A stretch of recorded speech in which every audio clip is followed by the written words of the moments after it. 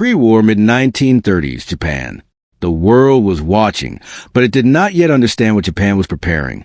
Across islands and naval yards, fleets were constructed, airfields cleared, and troops trained, not for slow, grinding battles, but for lightning. Japan's military planners faced a stark reality. Material shortages, limited industry, and a small population meant that prolonged war was impossible. Yet war could not be avoided. The solution, they concluded, was not to match enemies in size or resources, but to strike faster, harder, and more decisively than anyone could react. Speed became the doctrine, initiative the rule.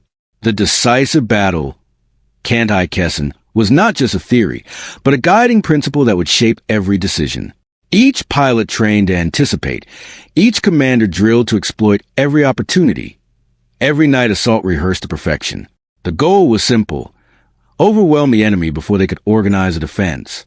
Victory would not come from attrition or industrial might.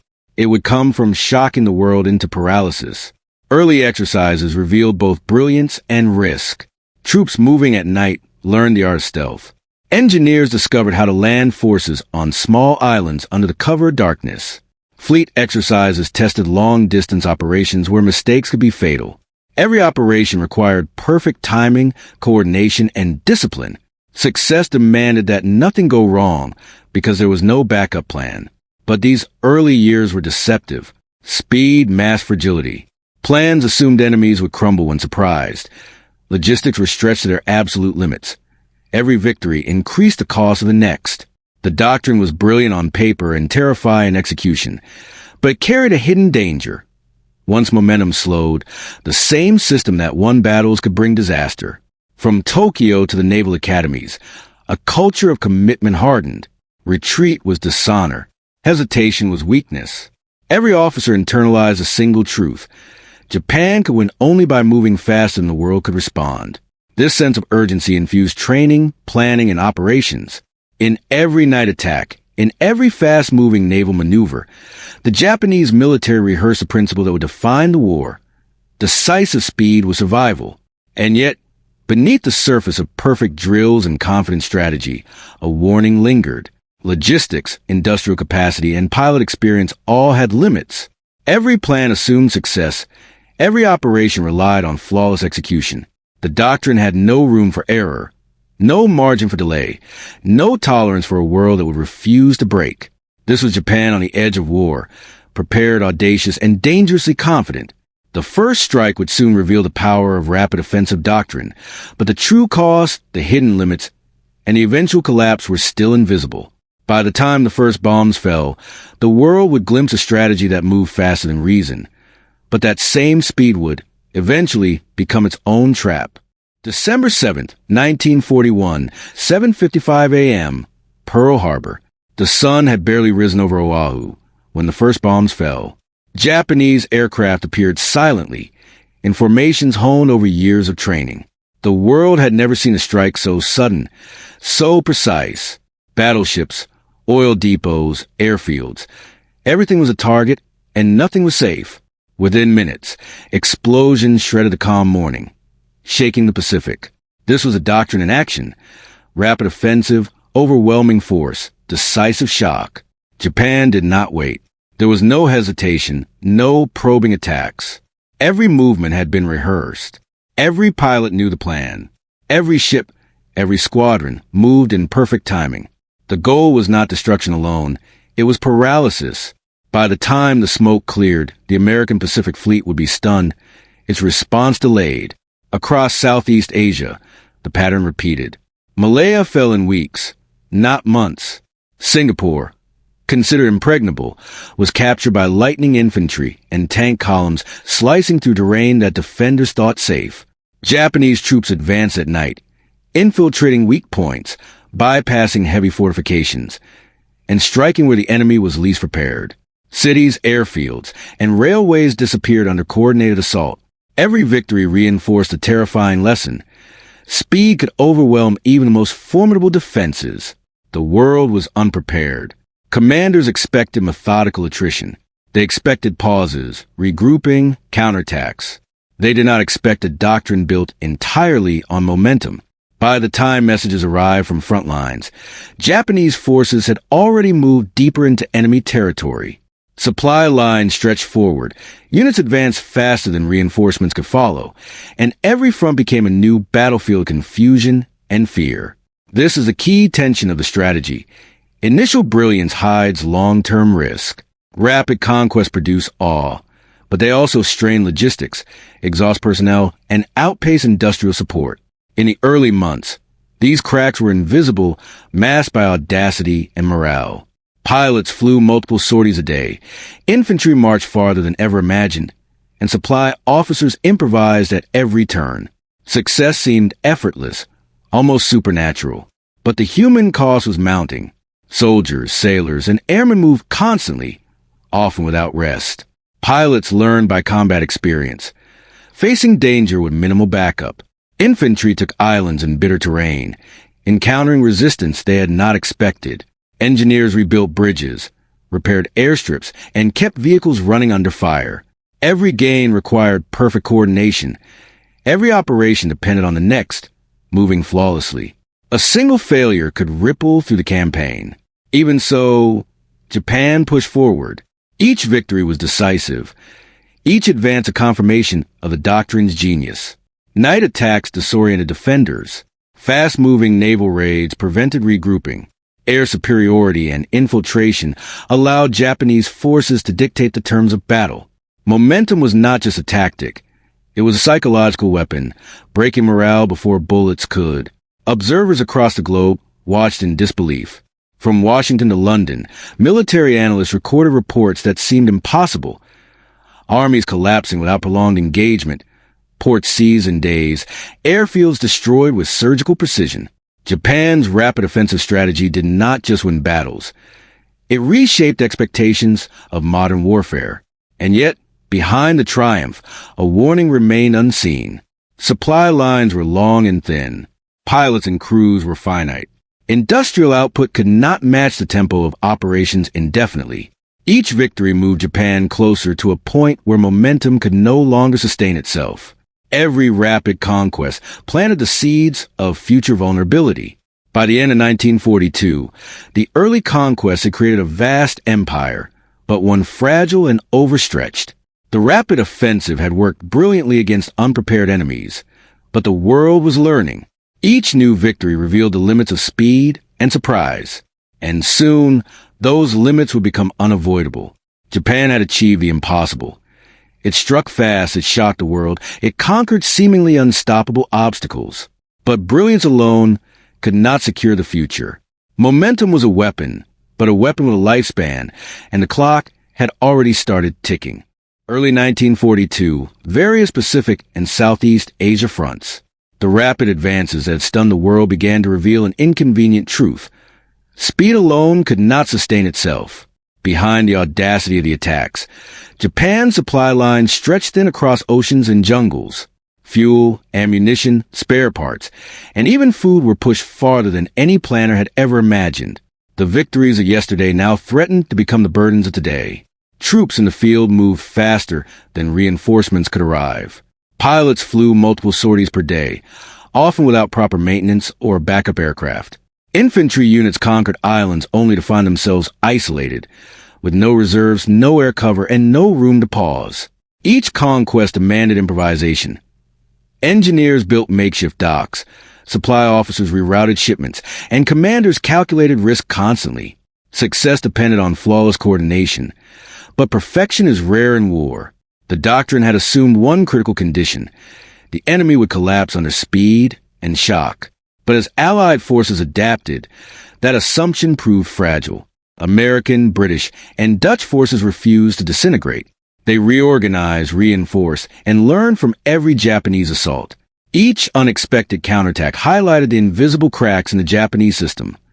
Overstretched supply lines, exhausted personnel, and industrial limitations that no tactical brilliance could fix. Even small disruptions caused cascading consequences. A single ship sunk by submarine patrols delayed reinforcements for days. An airfield damaged by bombing prevented resupply flights. A miscalculated landing left troops cut off. In the abstract, these were minor issues. In practice, They slowed momentum, stressed morale, and forced improvisation at every level. The system worked only as long as no part failed. And in war, parts always fail. On islands across the Pacific, soldiers faced the doctrine firsthand. Marching through jungles, carrying supplies for miles, often under fire, they encountered disease, exhaustion, and supply shortages.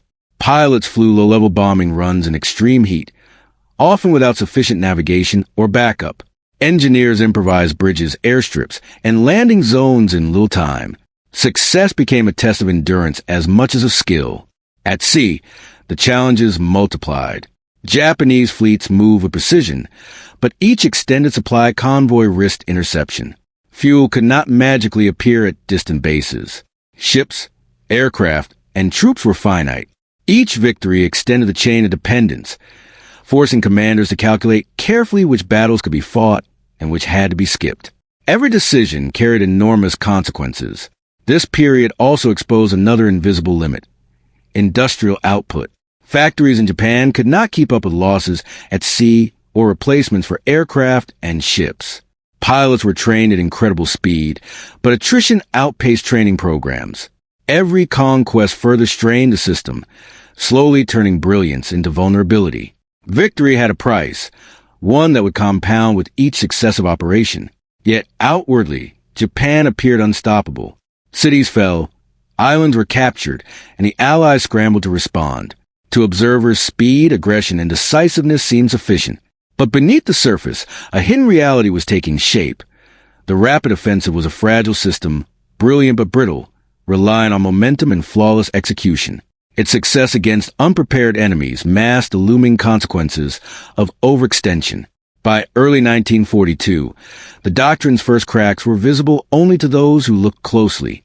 Supply shortages, overworked pilots, and isolated infantry foreshadowed the slow unraveling that would come later. For now, victory remained possible, but the conditions for future collapse had quietly been planted. The invisible limits of speed were already asserting themselves, and the world would learn its lesson the hard way. Mid-1942, Pacific and Southeast Asia. For months, Japan's rapid offensive had seemed unstoppable. Islands fell in days. Naval strikes paralyzed fleets. Night attacks shattered defenses before the enemy could respond. But then the first cracks appeared, not in Japanese tactics, but in their adversaries' response. The Allies were learning, adapting, and forcing a dangerous reckoning. At Guadalcanal, American forces landed quietly, establishing positions that Japanese commanders had assumed impossible. The jungle, previously considered a minor obstacle, became a defensive advantage. Supply lines of the Japanese were now stretched across hostile waters, vulnerable to attack from submarines and aircraft.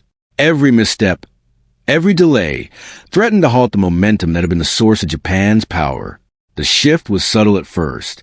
Allied pilots began flying night reconnaissance, detecting troop movements.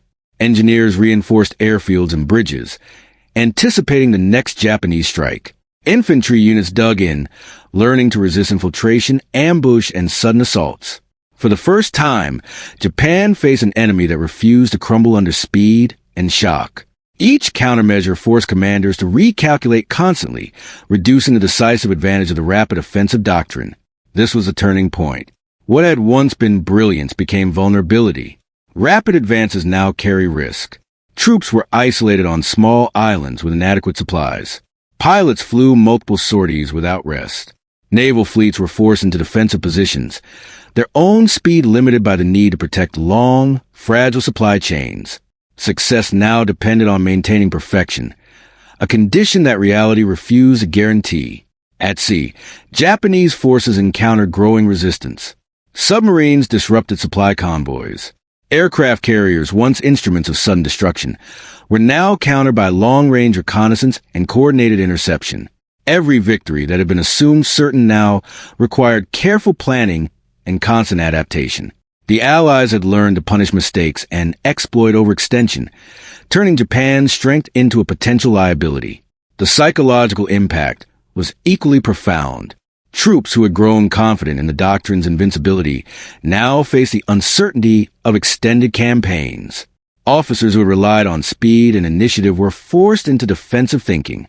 The doctrine that demanded rapid execution now collided with reality. The enemy would not be stunned, the world would not pause, and mistakes would be costly. For viewers, this period reveals a crucial lesson. Even the most brilliant strategy can falter when conditions change.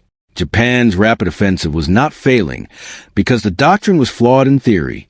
It was failing because war is unpredictable, and momentum cannot eliminate the consequences of geography, logistics, or adaptive enemies.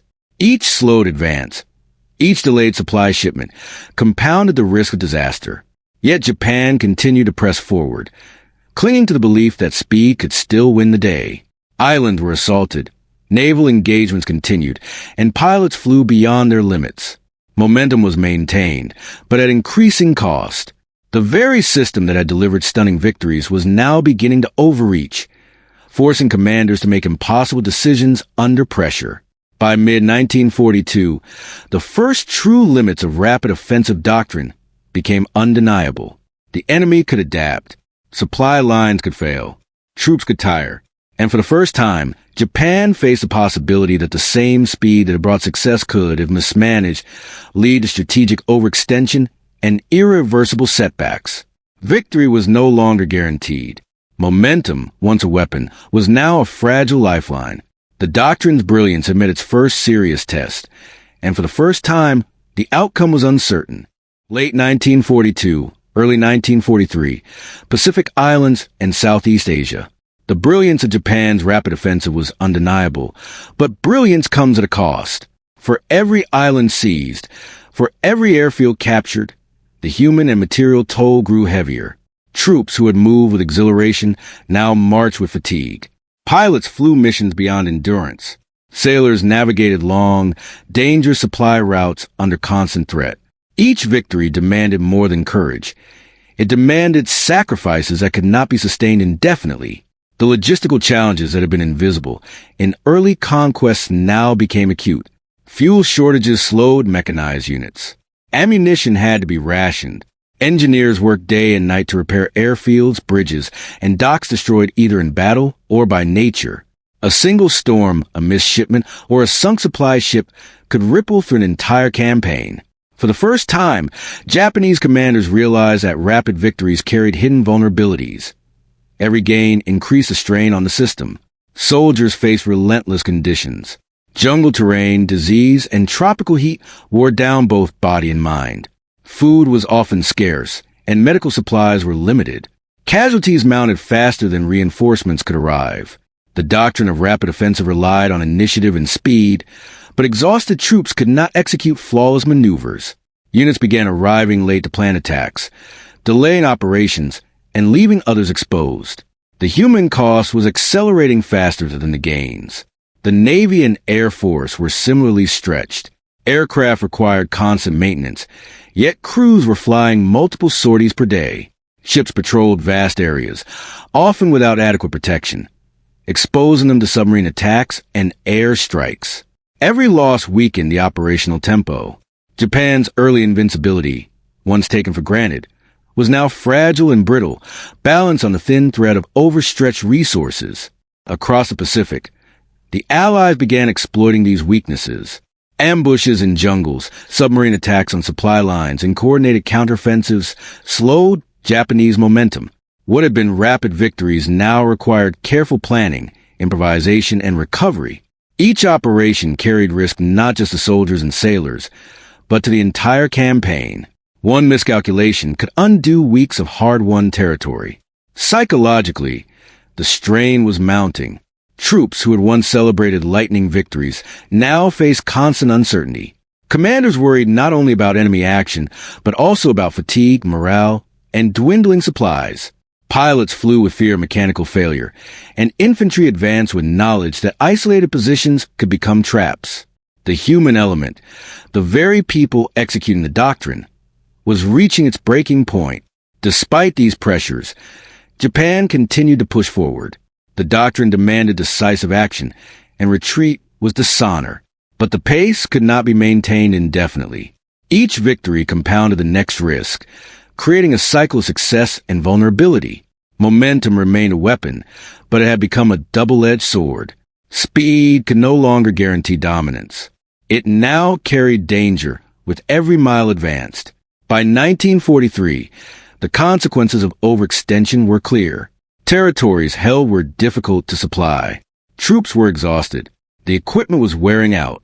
Early brilliance had given way to attrition, fatigue, and rising casualties. Even as Japan celebrated victories, the seeds of future collapse were growing, invisible to many but undeniable in hindsight. This stage of the campaign reveals a critical lesson. Victory achieved by speed alone is temporary. Human endurance, material limitations, and logistical strain are unavoidable realities. The same system that delivered awe-inspiring early successes had now begun to exact its full cost. Triumph carried with it fatigue, vulnerability, and the first signs of impending failure. Japan had moved faster than the world expected, but it could not outrun the price of war. The rapid offensive had worked, but the cost, measured in lives and resources, was mounting. And soon, that cost would begin to define the limits of its power. Late 1943 to 1945, Pacific and Southeast Asia. By the end of the war, the rapid offensive that had once stunned the world now lay in ruins. Japan's early victories, achieved with astonishing speed and decisiveness, had created an empire too vast to defend. Supply lines stretched across thousands of miles of ocean. Infantry and pilots were exhausted, and material losses outpaced production. The very doctrine that had delivered triumphs had also sown the seeds of strategic vulnerability. The key lesson becomes clear. Momentum is powerful but fragile. Speed can overwhelm an unprepared enemy, but it cannot compensate for the realities of logistics, human endurance, and industrial limits. Japanese forces had moved faster than anyone expected, striking with precision, audacity, and innovation. Night assaults, infiltration, and concentrated attacks created shock and confusion, but the pace could not be sustained indefinitely.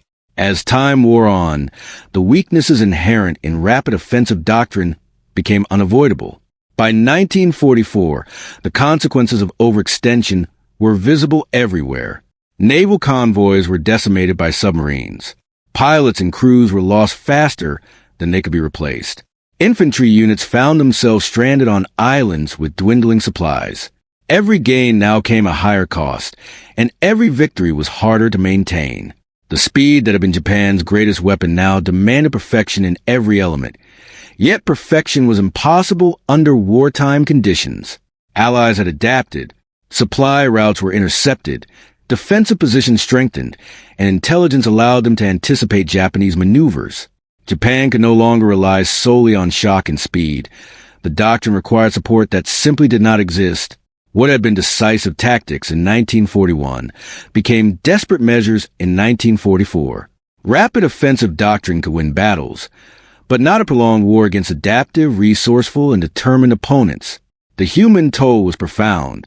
Soldiers, pilots, and sailors operated under relentless pressure.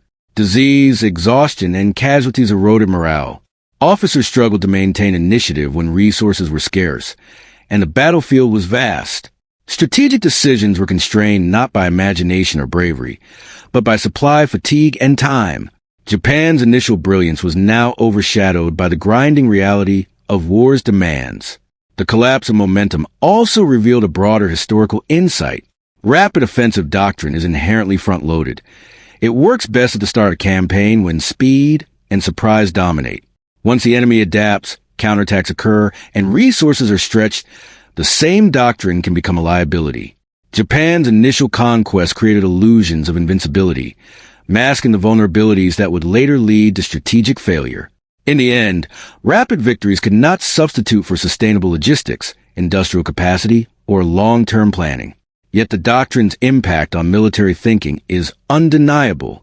Night attacks, infiltration tactics, and rapid assaults reshaped how armies understood mobility and surprise. Commanders worldwide studied Japan's early campaigns to extract lessons about speed, initiative, and concentrated attacks.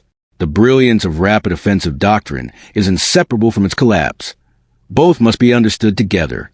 Victory is not determined by a single brilliant tactic, but by the ability to sustain operations under pressure, adapt, and endure. By 1945, Japan faced overwhelming opposition, on every front. Supply lines were cut, territories were lost, and momentum was impossible to maintain. The same strategy that had delivered stunning early victories had exhausted the resources, men, and morale needed to continue. The lesson is clear. Momentum and speed are powerful tools, but if pushed too far, without support and adaptability, they become fragile. For historians, military strategists, and viewers today, the story of Japan's rapid offensive doctrine is both awe-inspiring and cautionary. It illustrates the brilliance of tactical innovation, the human cost of extreme operations, and the unforgiving reality that no strategy, however brilliant, can outrun the limits of logistics, endurance, and time. The rapid offensive worked, but only until it could not.